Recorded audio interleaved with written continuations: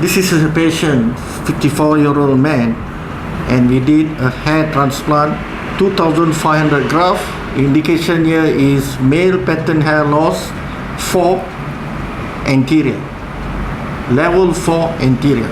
We grafted around here, and today is exactly 1 year, and we like to see our work. Here is there's a good coverage. The density and the angle direction is all placed correctly. This is all the hairline here. This is the patient. He's my good friend. Today I would like to ask him, how is the result after 1 year? Whatever I spent for my hair transplant, to really this is worthful, and really I am happy, and now I can go anywhere. I am look younger than my age.